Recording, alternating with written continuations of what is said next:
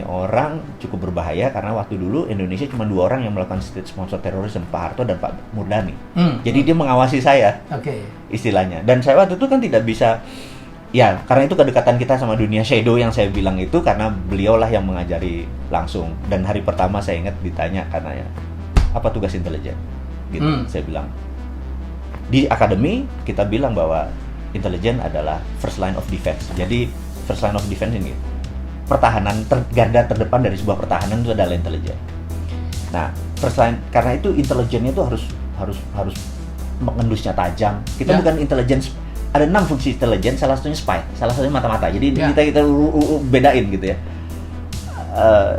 Kemudian saya bilang first line of defense, di mana garda terdepan sebuah pertahanan adalah intelijen. Jadi intelijen itu ibaratnya anjing tuh herder, buas, tajam, bengis. Bahkan sebelum bergerak pun, karena dunia pertahanan adalah eradicate threat. Ini harus dicatat nih, ini sebagai pelajaran aja bahwa tugas pertahanan, tugas militer adalah eradicate threat, meniadakan ancaman. Tugas polisi adalah mempidanakan ancaman. Jadi kalau perlu belum ada ancaman sudah hilang. Itu di intelijen. Gitu ya, belum ada ancaman. Jadi ini cenderung cenderung ada threat atau ancaman sudah dihilangkan dulu. Karena itu kesannya melanggar HAM, kesannya. Nah, Barat untuk membuat kita tidak canggih dianggap hak asasi manusia itu tinggi. Padahal pertanyaan sederhana nih, saya tanya sahabat semua nih, saya tanya ke Mas Helmi, saya tanya, tinggian mana human right sama nation right? Nation right sih. Selesai. The end of discussion. Dan itulah Pak Murdani pesan ke saya, nation right lebih tinggi, yang membuat ini Indonesia ini intact, Indonesia ini utuh, Indonesia ini ke depan menjadi bertahan 1000 tahun karena nation right di atas human right, gitu. Nah, sekarang human right memang lagi didengung-dengungkan, kita harus meet halfway, bener nggak? Ini harus turun, ini harus naik, gitu loh. Nah, inilah kita pentingnya mengedukasi, karena itu saya punya muscle knowledge agak berbeda nih. Itu saya terus deliver karena itu. Mas Wowi itu memang tahunya terlalu banyak gitu ya. Dia ngerti terorisme. Bahkan sebelum-sebelumnya dia lebih dikenal di TV itu kan kalau ada terorisme gitu dipanggil gitu ya untuk minta pendapat. Tiba-tiba dia menjelma menjadi YouTuber yang gila, jutaan follower. Ya punya masa juga gitu. Jadi dia punya apa ya, binaan para pengusaha. Saya kemarin diundang waktu kita bikin CEO Mastermind. Waduh, ini orang kayak nabi gitu, apapun yang dia katakan itu, wah, diterjemahkan gitu. Apa namanya, MMBC ya, Pak? Iya. Ada 4.700 alumni MMBC yang saya sebut. MMBC itu apa? Millionaire Mindset Bootcamp. Jadi, dan itu fanatik ya, Pak?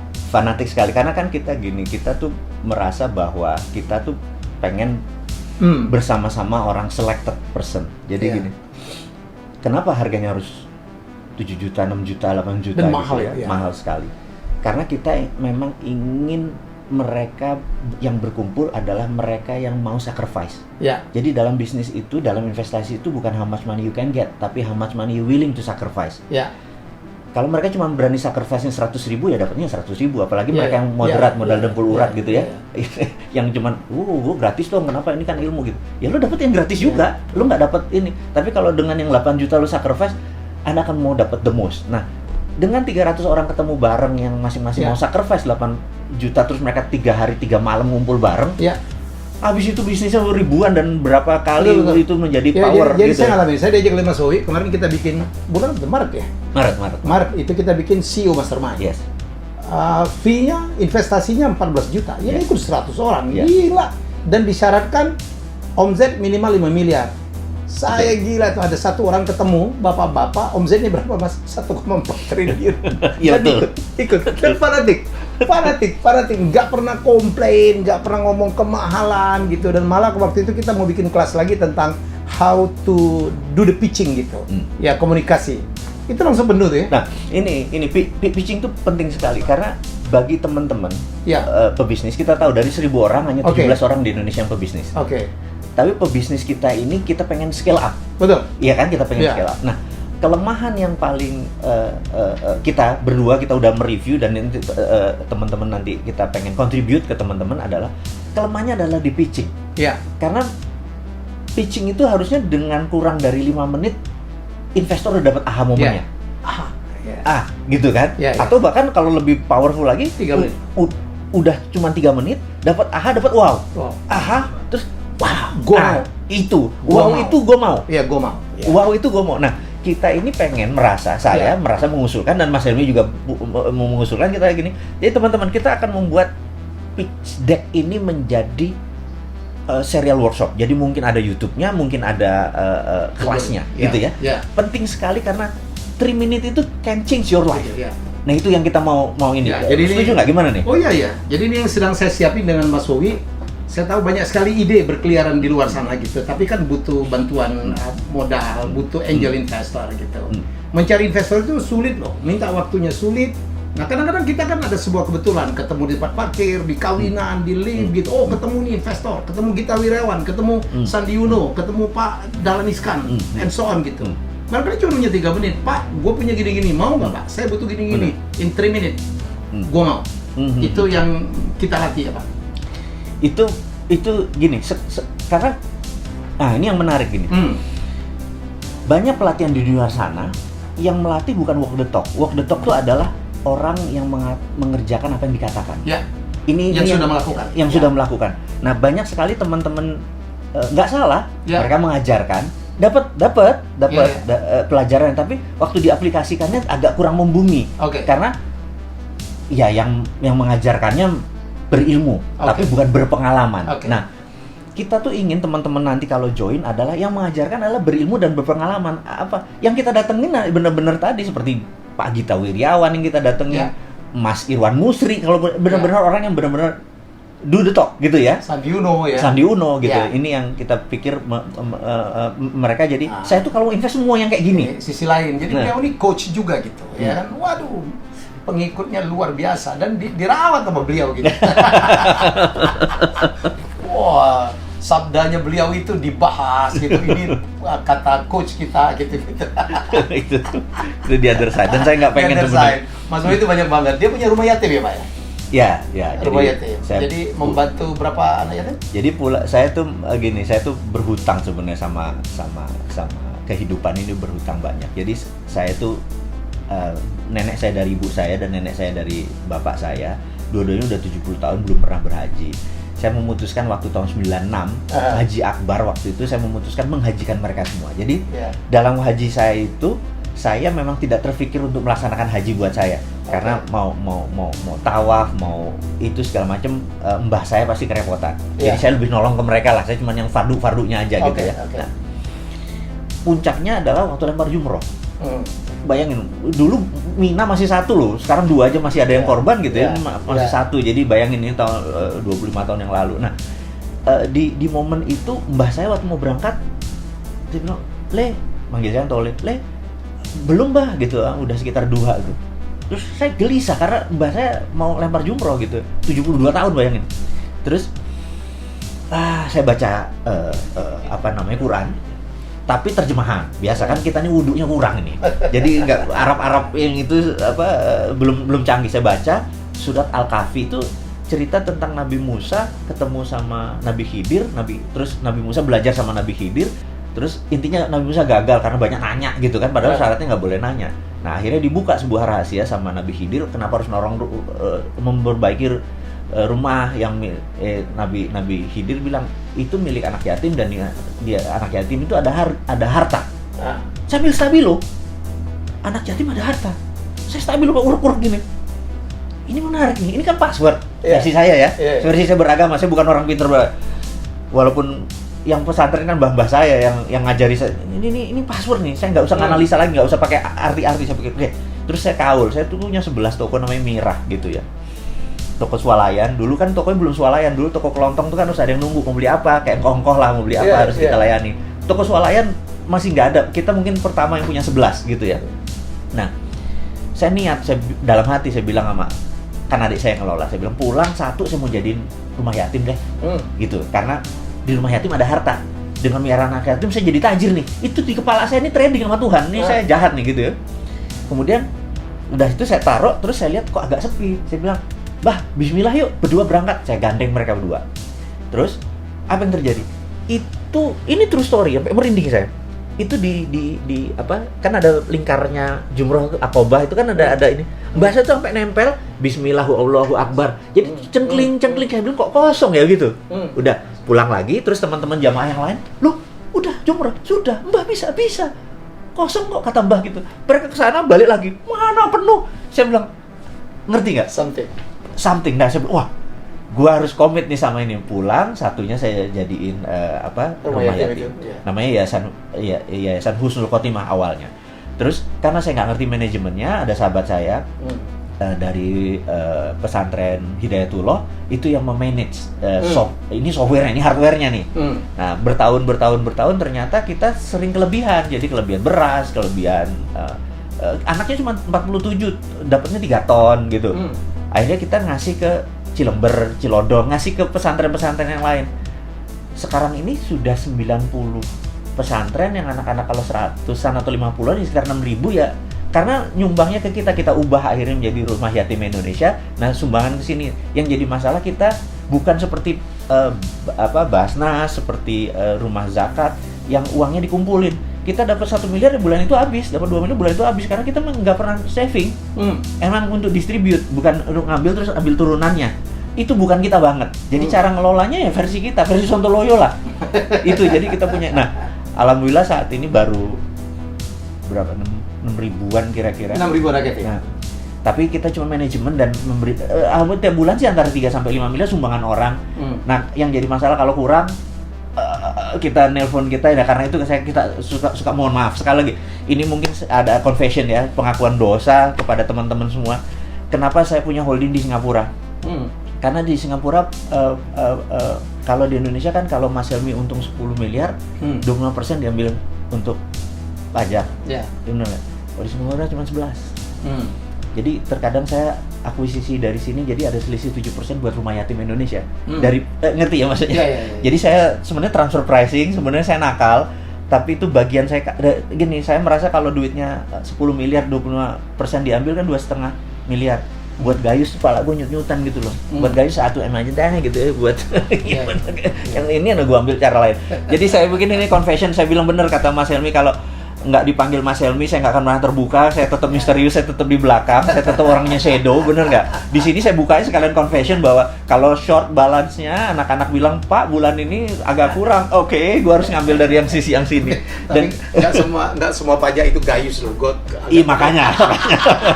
itu a joke gitu ya, ini joke gitu. Don't take this serious gitu. Tapi saya confessionnya bener. Jadi kadang-kadang kenapa saya punya holding di Singapura, karena pendapatan saya di sana lebih kecil. Jadi kenapa orang buat, ada banyak, bukan saya doang loh. Mas Andi juga paling ada juga gitu ya. Kita nanti kita tanya, kita cek. Why dia punya Panama Paper, why punya kayak gini. Hanya karena selisih. Tapi kalau selisihnya dari 100 miliar kan kroso, Bos. Gitu loh. Lalu seberapa Indonesia Anda, Pak? Menarik pertanyaannya. Seberapa Indonesia? Saya ini berhutang banyak karena 6 tahun saya kuliah kan dibayarin negara. Nah, jadi saya berhutang banyak sama negara ini. Jadi kalau negara minta, misalnya kayak peristiwa 98, 99, Malino, Tentena, tapi di almarhum sahabat saya yang Jose Rizal dari Mercy. Kemudian begitu negara minta saya di peristiwa Sampit, mendamaikan antara Madura dengan Dayak. Waktu itu adalah konflik horizontal pertama di Indonesia. Negara saking nggak ngerti pakai sebuah yayasan minta ke PBB menunjuk yayasan ini, dan yayasan ini pun nggak ngerti, juga meminta saya untuk mendamaikan 100 Dayak, 100 Madura.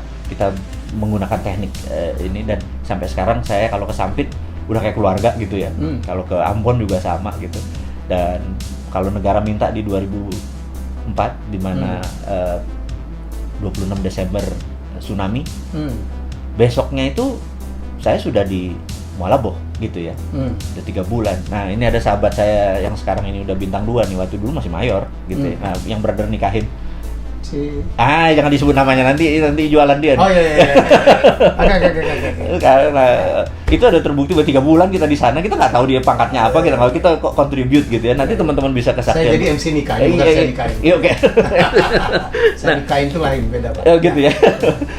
Nah, ini kalau negara minta gitu ya, saya pasti pro bono. Jadi apapun yang Anda lakukan sebenarnya memberikan masukan, ya. Saya tidak menyebutnya kritik, itu adalah tanda lambang cinta Anda kepada Indonesia. Betul, betul. Jadi gini, saya itu merasa ini versi saya, tapi mungkin saya kebablasan mencintai Indonesianya. Saya tuh merasa begini, bahwa saya tuh agak miris begitu negara tuh berhutang. Ya. Maksudnya, kok ngono sih gitu ya? Iya. Dalam bisnis pun kalau bisa equity call kan? Ya. Jangan ada equity gitu dulu dong, jangan debt langsung. Jangan debt gitu loh. Ya. Nah, equity itu artinya kan pakai aset. Nah, saya itu merasa Indonesia itu punya namanya sovereign wealth, kekayaan sovereign wealth. Nah, Aramco itu menginspirasi saya. Saudi itu menginspirasi saya. Jadi gini, Saudi tahu bahwa cadangan gas dan minyak dia cuma ada 40 tahun ke depan. Dan sekali dibuka itu nggak bisa ditutup. Oke. Jadi mereka harus keluarin terus. Ini kejadian kenapa harganya murah ya. Nanti saya akan sampai sana. Apa yang terjadi kalau minyak ini habis? Sementara Saudi ingin 1000 tahun lagi masih ada. Gitu ya. Pelajaran kedua. Ada negara yang namanya Nauru. Nauru itu penghasil P2O5, fosfat. Fosfat yang dari kotoran burung ya? Kotoran burung. Ya. Dan brother kita satu adalah embassy-nya di sana. Ya. Special envoy. For Nauru. Tanya beliau, itu kalau kita mendarat di sana, itu mendarat di jalan tol. Berhenti dulu jalan tol mendarat begini. Dulu negara itu sangat kaya. Bahkan toilet papernya mungkin pakai US dollar. Tapi sekarang negaranya bangkrut karena P2O5-nya sudah habis. Nah, Saudi nggak mau Saudi nggak mau cadangannya habis terus negaranya. Dia melakukan, kalau di dalam corporate itu namanya corporate action-nya berubah. Berubah dari A menjadi B. Di dalam kayak gini, dalam corona ini kita bisa merubah corporate action untuk survival kan. Nah, dia melakukan country-nya country-nya berubah.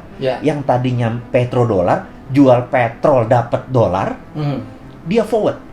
Dia hitung nilainya 3.000 triliun dolar. Di forward. Di forward itu artinya sekian persennya diambil di muka. Dia ubah country action-nya menjadi service country. Karena dia tahu tamu Allah sampai akhir zaman ada. Dia mau ubah itu menjadi income dia nanti. Di forward diambil. Nah, itu namanya sovereign wealth fund. Nah, Indonesia itu kalau di audit ya, pasal 33 nih. Teman saya Stanley Kelton bilang your country is very smart. Karena bukan hanya punya SDM sumber daya alam. Not very smart. Smartnya karena pasal 33. Tapi tidak diaplikasikan ya. Nah, jadi balik lagi. Nah, kalau kita dengan nikel ya, kita audit. Anggap nikel punya 1000 billion. Copper 1000 billion. Tantalum 1000 billion. Uranium di audit gitu. Nah, kita forward ambil di muka. Ini jadi milik anggap Singapura, ambil di muka. Ini kita ubah menjadi sebuah grand plan kita. Apa? Kita menjadi negara industri kah? Negara food security, karena yang saat ini semua orang kita harus punya world domination. Kita harus ada yang kita dominasi. Amerika dengan military dominasi, Cina dengan economy domination, Korea dengan heavy industry dan kosmetik ini, terus semua harus ada dominationnya. Nah, kita harus punya. Misalnya kita mendominasi mineral dan batu bara. Karena apa? Indonesia tuh dikaruniai suatu hal gini. Kalau brother punya bola dari plastik, diputer, terus dalamnya kasih glitter, maka glitter itu akan nempel di tengah. Nah, mineral itu sama, miliar di ekuator itu memang hukum alamnya. Kalau dulu kita SMA, kita harus ngafalin tabel periodik.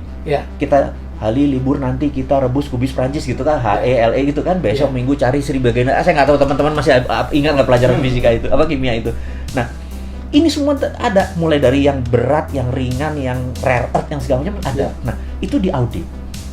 Itulah menjadi power kita untuk printing money. Kan kesel kita kalau, bos, lo tahu nggak ini peluang? Bener nggak? Sesederhana itu.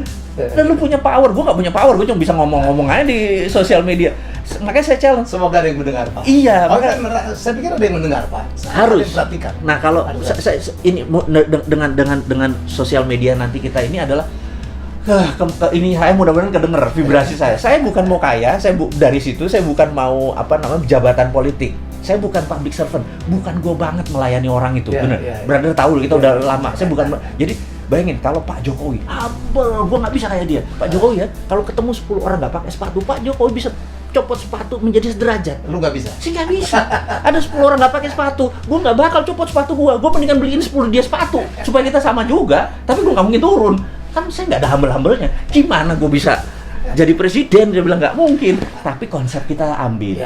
Siapa aja boleh terima. Nah, kegergetan saya ini adalah kalau nggak denger, akhirnya saya menggunakan kalimat yang agak nyinyir karena supaya nengok.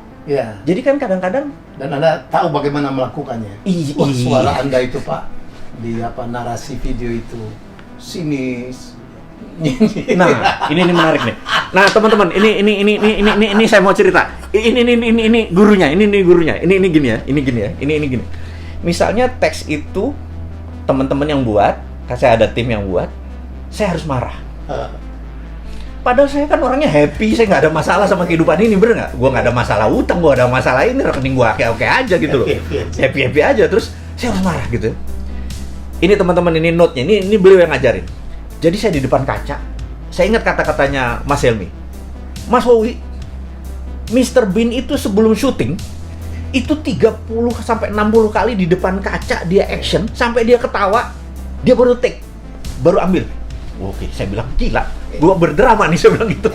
Jadi saya di depan kaca, saya emosi. Cara emosi tuh gini, kaki dinaik, diginin. Kayak orang frustrasi. 2-3 menit kemudian emosi, baru saya bacain. Makanya kesannya saya emosi. Gitu loh. Kesannya saya ada getar-getar marah gitu ya. Nah, jadi sebenarnya ada drama di belakang itu gitu. Abis itu, karena itu habis 2-3 rekaman, kepala saya suka pusing. Karena itu bukan gua banget gitu. Tapi demi message itu tercapai gitu loh. Dapat Pak. Kayak demi message. Itulah saya bilang. Dan ini ada satu lagi brother yang ngajarin sahabat kita, Pak Teddy Darmanto. Penting sekali. Jadi gini, apa bedanya acting pura-pura menjadi sama menjadi? Nah, gitu. Jadi orang kalau mau dapat Oscar itu bukan pura-pura menjadi pegawai, tapi menjadi pegawai. Jadi ini beda nih. Karena itu kalau main sinetron dia pura-pura menjadi supir, pura-pura menjadi orang miskin. Nggak akan pernah dapat Oscar yang main di sinetron. Ini Pak Helmi, ini beliau yang ngasih tahu sama satu lagi Pak Teddy Darmanto. Tapi kalau mau dapat Oscar tuh lo harus menjadi lebur, harus lebur. Nah, jadi di Disneyland hari pertama kerja itu direksinya turun, HRD direktur HRD bilang, you are king, you are queen ke cewek. Tapi selama 8 jam you are still pelayan. Lo janitor gitu ya. Lo menjadi janitor. Begitu dia benar-benar dia tidak acting, dia benar-benar full heart karena itu tipsnya gede-gede semua. Benar nggak? Tapi begitu selesai jam kerja, you are king again gitu loh. Nah, itu dapat karena itu Disneyland is the most happiest place on earth. Benar nggak? Nah, saya pengen gini. Ini kalau gue jadi presiden nih, kayaknya Menteri Pendaya antar negaranya gue sekolahin ke Disneyland supaya Indonesia menjadi the most happiest country in the world gitu. Karena menjadi gitu Pak, selama 8 jam dia menjadi ini. Habis itu dia king, we are king, bener nggak? Gitu. Itu ya. Nah, ini adalah resep bagaimana suara tadi. Karena saya bukan pura-pura menjadi, saya menjadi lebur, menjadi orang yang ya gitulah gitu. Nah, ini gurunya. Aduh, ini 2 jam nggak kelar ini sebenarnya. Tapi jarang beliau bongkar-bongkaran gini. Karena banyak orang nggak tahu sisi lainnya. Mas Woy ada tahu bahwa dia betul-betul pengusaha. Gila, usaha apa aja gitu. Kita aja ada berapa kali ada usaha apa aja. Dan dia adalah seorang tipe dreamer juga gitu. Kreator, wah mimpinya luar biasa. Tapi dia punya sisi yang sangat luar biasa. Mulia, dia punya rumah yatim menyantuni 6.000 orang. Saya nggak tahu dapat sumbangan dari mana. Itu tetap jalan apapun yang terjadi. Dan dia tetap memberikan kontribusi dengan caranya gitu. Kalau biasa-biasa aja disampaikan mungkin nggak didengarin orang ya. Dia punya pengikut 4.700 gitu yang sangat fanatik. Orang-orang sukses, orang-orang hebat.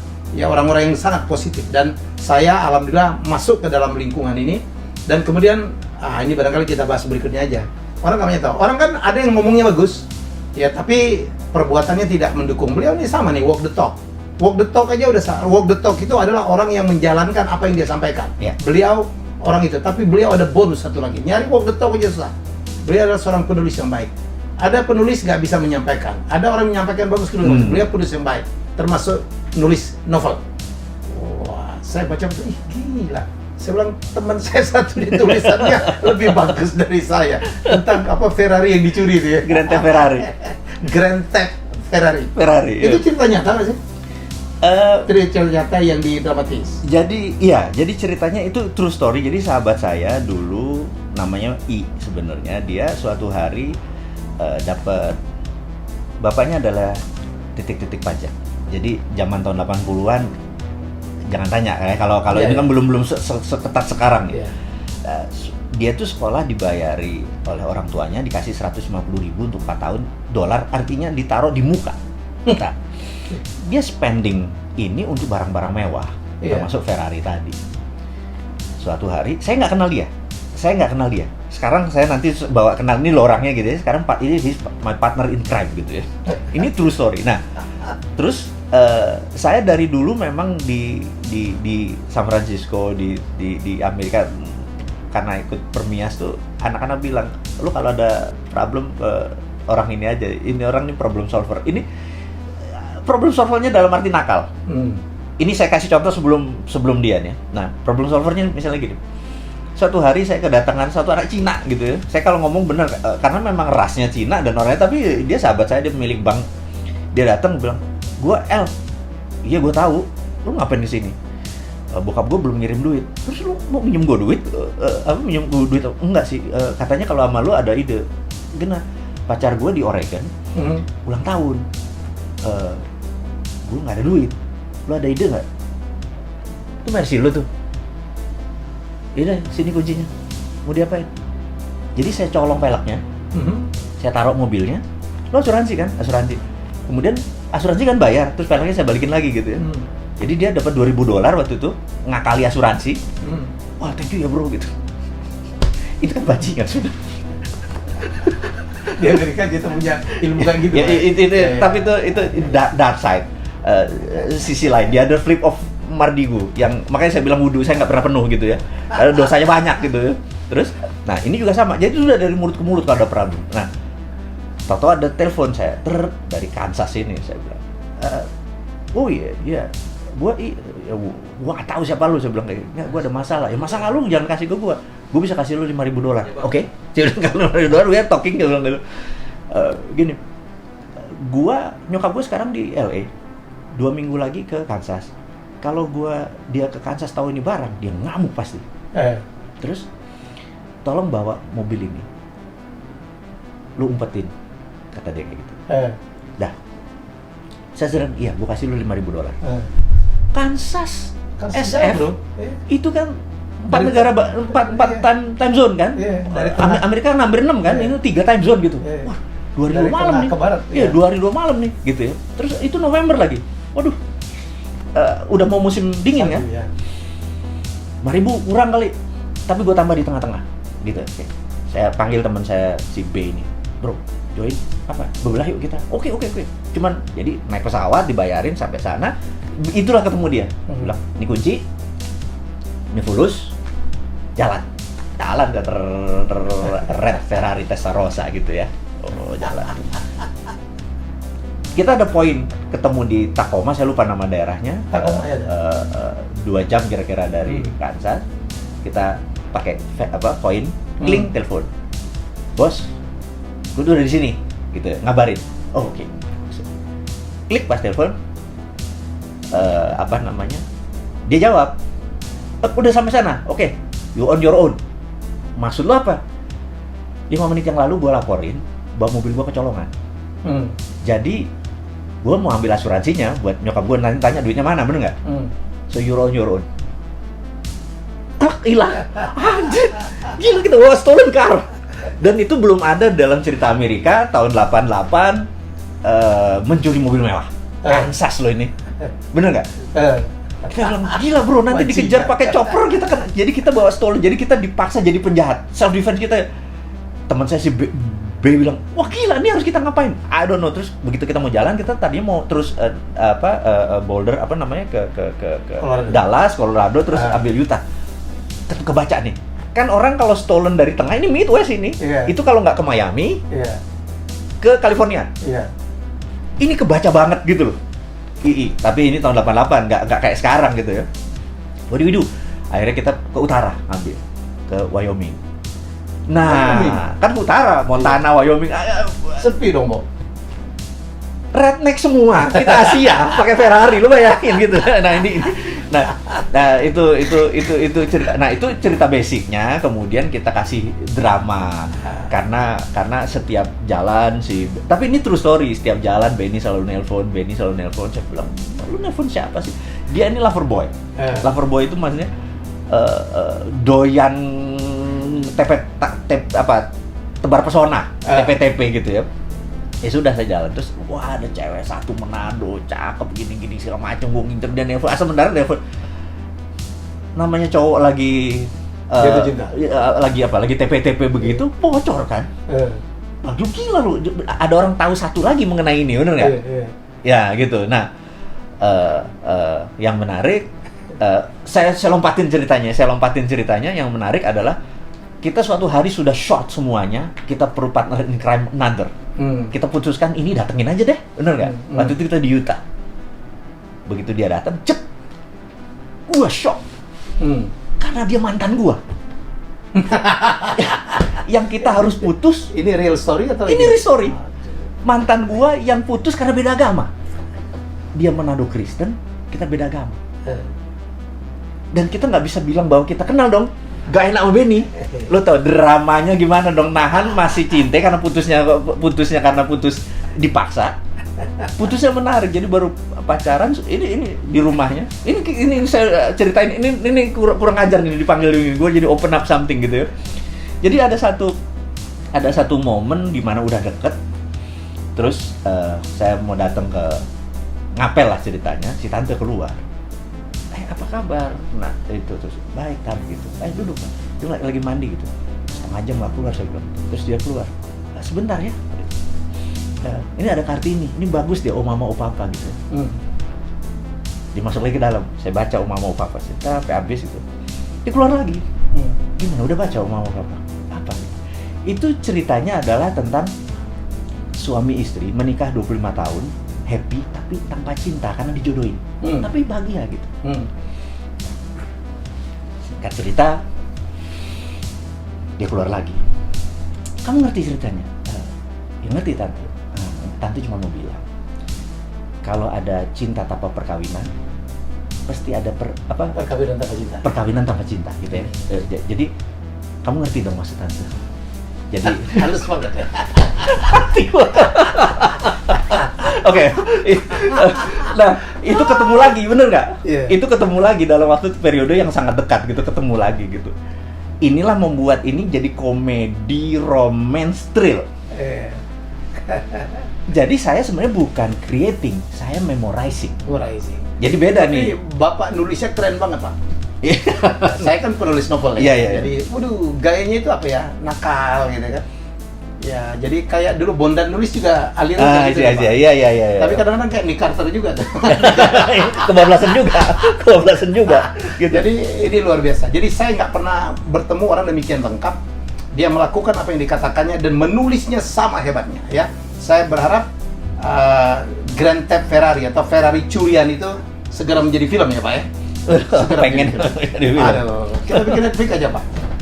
Why not gitu? Itu jadi challenge. Saya kepikiran tadinya mau tahun ini ada sama mimpi saya dengan Mas Wowi berikutnya adalah kita akan bikin trip. Ya saya nggak tahu. Ini saya ucapkan terus supaya ini bisa dikabulkan. Kita akan buat tour dari Route 66. Oh, saya bukunya udah lengkap semua. Jadi kita akan tour dari Chicago to LA. Kita drive, kita berhenti, kita bikin film, kita bikin cerita. Thank you Mas Wowi. Thank you. Luar biasa.